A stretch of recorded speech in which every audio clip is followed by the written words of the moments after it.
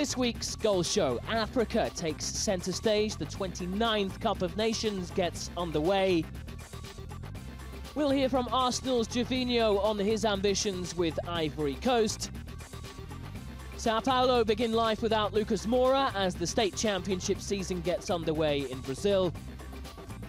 And we're with Brazil's under-20 side as they pursue a third straight title in the South American Youth Championship.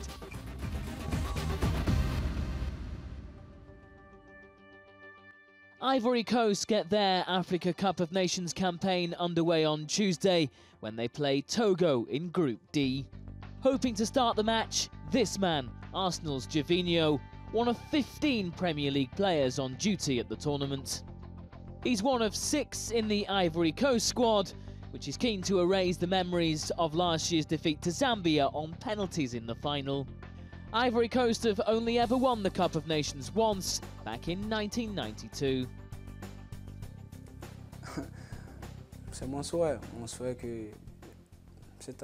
That's my wish. That's what we say every time. That's what I want the most. That this year would be the right one for Ivory Coast, for the people, for the players. If we win, it would be like lifting a weight off of our chest. That's something we think about all the time.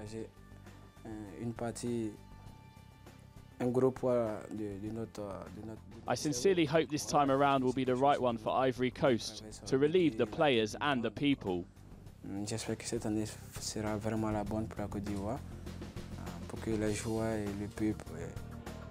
Former France international Sabri Lamouchi is in charge of Ivory Coast.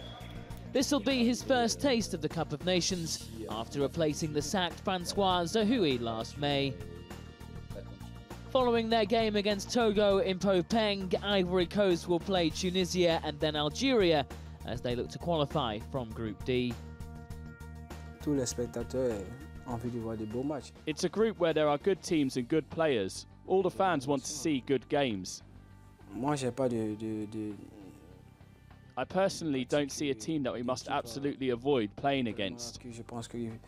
When you want to win a competition, you have to play all the best teams, whether it's Algeria, Tunisia or Togo. For me, the most important thing is to win our games and qualify for the next round. Gervinho scored twice as Ivory Coast beat Egypt in a friendly last week. He'll be hoping to have his shooting boots on again as Ivory Coast bid to banish bad memories in South Africa.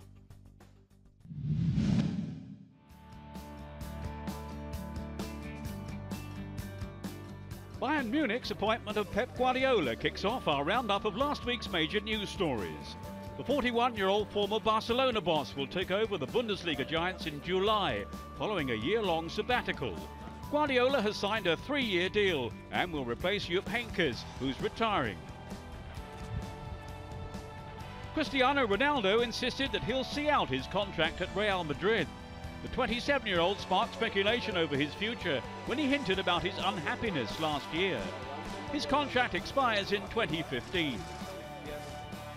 Sevilla appointed former Valencia boss Unai Emery as head coach.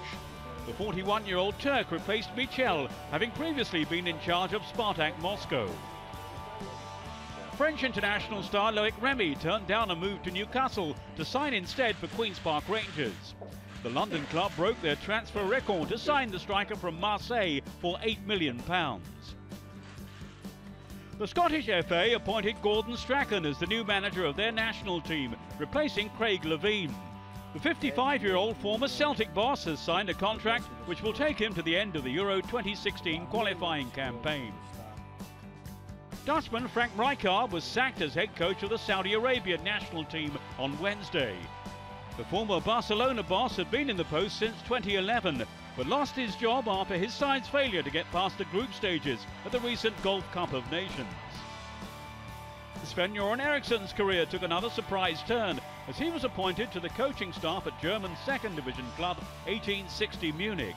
The 64-year-old will assist head coach Alexander Schmidt as the Bavarian club bid for promotion to the Bundesliga top flight. And Robbie Keane signed a new long-term contract with LA Galaxy after starring for them in 2012.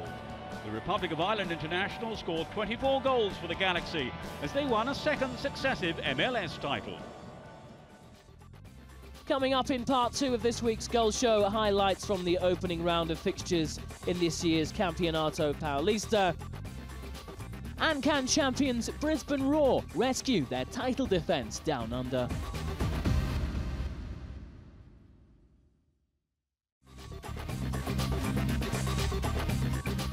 Welcome back to this week's Goal Show. Still to come, the bottom 2 meet in the A-League as Sydney FC host Wellington Phoenix. And action from the Sudamericano Under-20 tournament in Argentina. The 2013 State Championship in Brazil got underway on Saturday. Sao Paulo began life without Lucas Moura with a home game against Mirassol. They began well in front of a crowd of less than 15,000. Brazil international and former Sevilla frontman Luis Fabiano on target 13 minutes in. Mirassol had former Manchester United player Rodrigo Possebon in their side, but couldn't find a way past veteran goalkeeper Rogerio Ceni.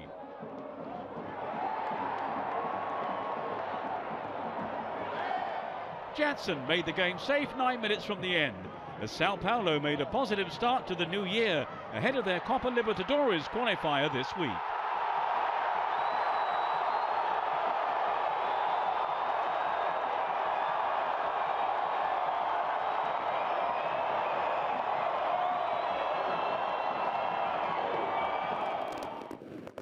With big close-season signing Alessandro Pato still on the sidelines with injury, Corinthians ventured to Paulista for their first game. They were forced to wait until the second half to make a breakthrough. Teenager Giovanni on the mark after some excellent approach play from Chinese star Chen Qixiao.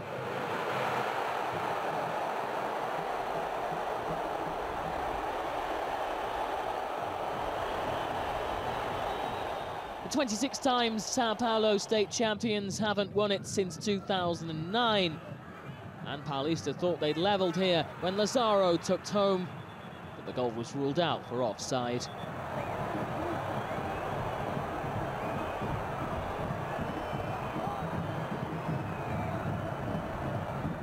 Unperturbed, Paulista earned a point when João Henrique broke clear to score less than a minute later.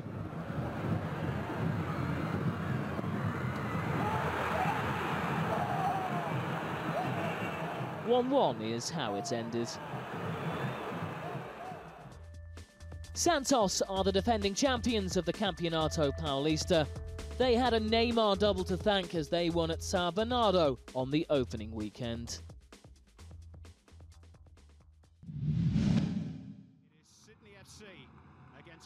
Over in Australia, Sydney FC's marquee signing Alessandro del Piero took centre stage in his side's A-League clash with basement club Wellington Phoenix.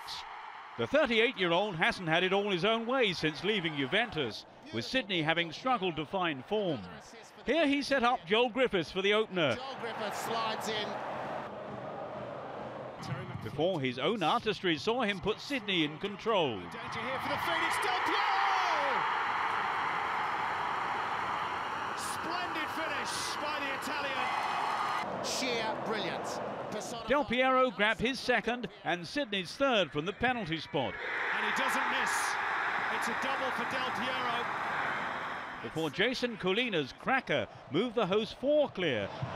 Abbas kept it in play beautifully. Griffiths couldn't get there. The left foot shot by Colina. It's 4. I don't believe this. So Jason Colina continues. Sorry, Wellington suffered more first half heartache as Del Piero sublimely sealed his first hat-trick for the club. Oh, brilliant! A stunning strike by Alessandro del Piero, and he has his first hat-trick in the Hyundai A-League. The Wellington Phoenix didn't know what to do. He's mesmerised them, and then he's spanked their bottom. He's picked up a first half hat-trick. More than likely, there's more to come. The rout and records continued after the break, with a former Juventus man's 4th goal completing a personal masterclass. The first time he'd ever scored 4 times in a single senior match. For Del Piero, and 6 for Sydney.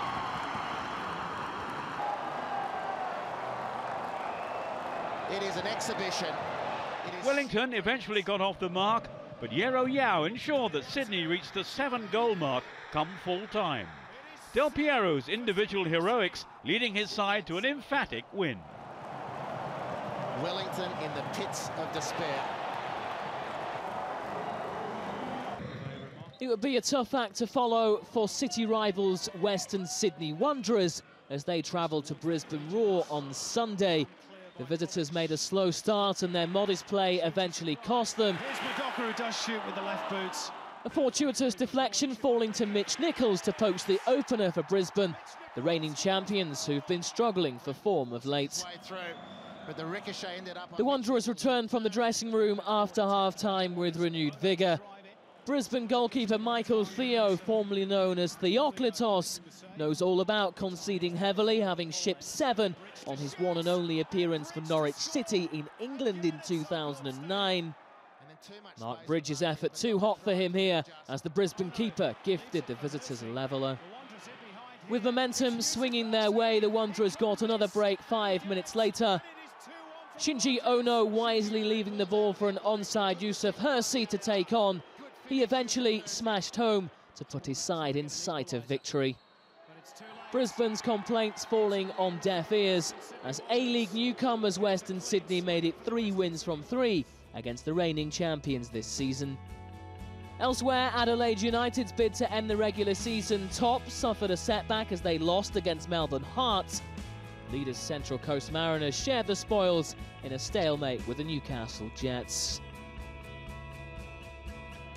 Adelaide's loss meant that Central Coast's lead at the top extended to 3 points. Sydney FC continued to improve under recently appointed head coach Frank Farina and will be hopeful of a place in the series finals in April.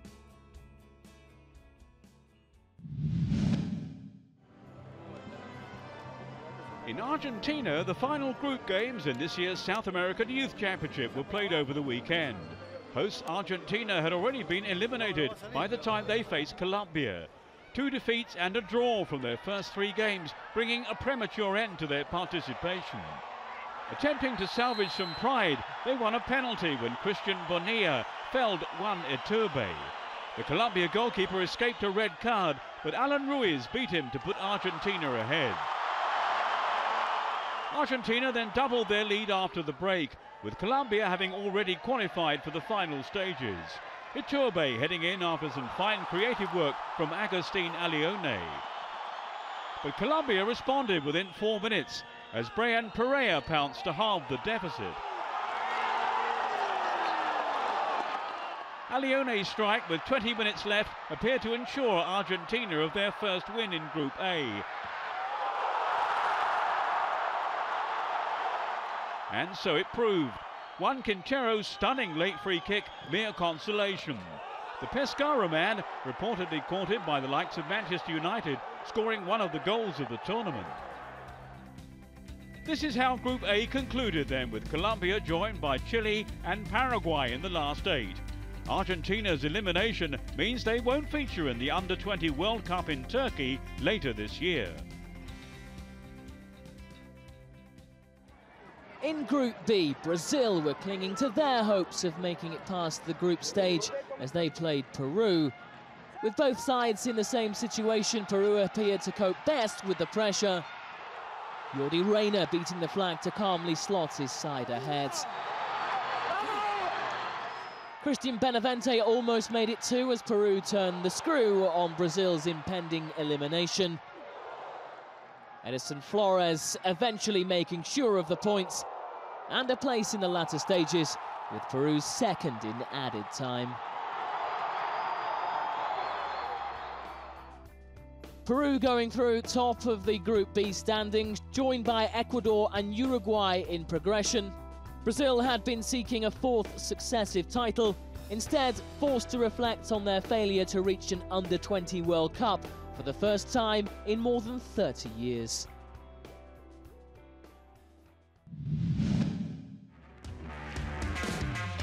Roma's Uruguayan star Nicolas Lopez is the latest winner of our goal of the week. The teenager scoring for Uruguay's Under-20 team against their Peruvian counterparts. It earned more than 26% of the votes to win our worldwide poll on goal.com. Coming up, 5 more goals from the last 7 days from which to choose your favourites. First up, another fine example of team play. Udinese star Emmanuel Agyemang-Badu finishing off this move for Ghana against Congo, the first goal of the 2013 Africa Cup of Nations. Teamwork is also a feature of goal 2, created by Chinese midfielder Chen Jinzhao for 18-year-old Giovanni, as Corinthians scored their first goal of 2013 in Brazil. Goal 3 comes from a master, Alessandro del Piero, scoring during Sydney FC's demolition of Wellington Phoenix. Goal 4 is another gem from the Sudamericano under-20 tournament. Paraguay's Jorge Rojas' lung-bursting run and shot during his side's 5-1 triumph against Bolivia. And goal 5 is Juan Quintero's spectacular free kick for the Colombian under-20 side against the hosts, Argentina. To vote for your favourite from that little lot, simply head to the video section on goal.com. The winner will be announced on the site on Friday. On next week's Goal Show, more from the Africa Cup of Nations. Can Zambia retain their title? And the top 2 meet down under as the Central Coast Mariners host Adelaide United.